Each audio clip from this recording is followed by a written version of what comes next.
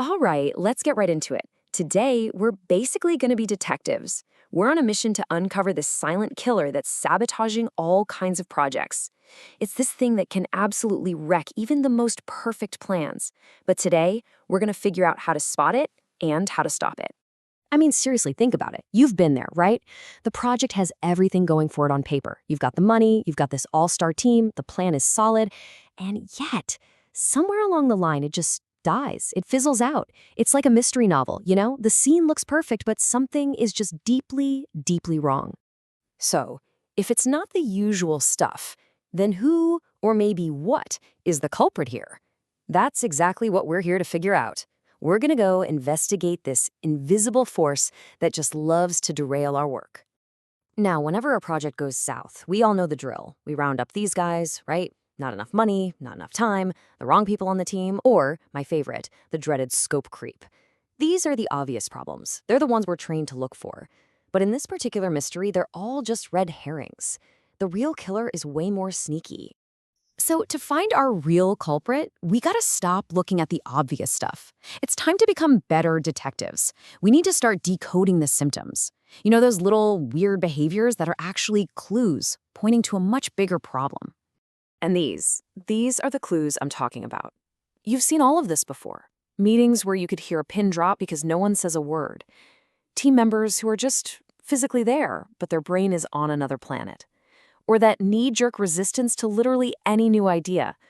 We usually treat these like they're all separate issues, but they're not. They are all symptoms of the exact same thing.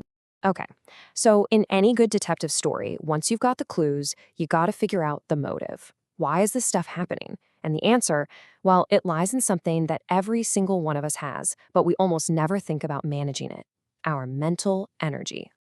So let's recap. We've got the crime scene, the failed project. We've got the clues, the silent meetings and resistance.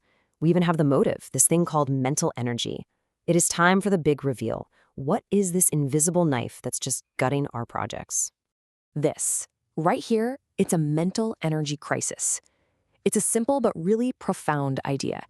If your team's cognitive fuel tank is empty, I don't care how amazing your plan is, your project is just running on fumes. So what even is mental energy? It's not just about feeling tired or sleepy. Think of it like a battery for your brain. It's a finite amount of juice that you use for anything that isn't just pure habit, like learning a new skill, making a tough decision, or dealing with change. And when that battery hits zero, well, the ability to do hard things just completely shuts down. And this right here gets to the absolute core of the problem. Our brains are hardwired to be efficient. You could even say they're lazy. They instinctively want the familiar path, the easy one, because it barely costs any energy. But the unknown? Oh man, that is a massive cognitive expense. It's risky, it's unpredictable, and your brain basically treats it like a major threat to its battery life. I really want you to let this phrase sink in. Guaranteed familiar dysfunction beats potential future perfection. Wow. This is it. This is why people will fight you tooth and nail to keep a broken process they already know, rather than embrace a brand new one that could be perfect. The devil you know is just less mentally tiring. Okay, so we've identified the culprit. The investigation is over, case closed, right? Wrong. Not even close. Now, the real work begins. It's time for us to switch gears from being detectives to being personal trainers, so we can learn how to build up our defenses. Just look at Steve Jobs. This is such a simple and powerful example. The man famously wore the same black turtleneck, jeans, and sneakers every single day. Why'd he do it? He wasn't trying to save time. He was saving mental energy. He completely eliminated one trivial decision from his day so he could reserve all that cognitive power for what actually mattered. You know, like inventing the iPhone. So how do we do that? Well, just like a muscle, you can actually train your brain. It all starts with just being aware of your own limits. Then you have to actually want to expand your energy. From there, you learn the techniques, you strategically cut out the small, pointless stuff, just like Steve Jobs did, and then you intentionally start exposing yourself to new and unfamiliar challenges, but in small, manageable doses. But here's the really counterintuitive part of this whole strategy. The goal isn't to be at 100% capacity all the time. That is just a recipe for burnout. The real sweet spot is around 80%. This leaves you with a crucial 20% buffer in the tank. That's your innovation zone. That's your problem-solving reserve for when, stuff inevitably hits the fan. Now, this whole idea doesn't just work for you as an individual. We have to scale it up because you can manage your own energy perfectly, but if your entire team is drained, your project is still dead in the water.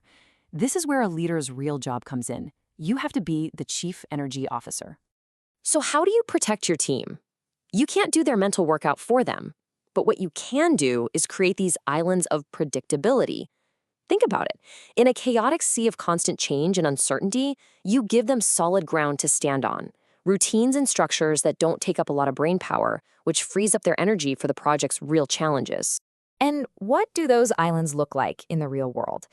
It's not some complicated management theory. It's simple, powerful stuff. Send a meeting agenda out ahead of time so people's brains don't have to scramble. Document your standard processes so no one has to reinvent the wheel every day.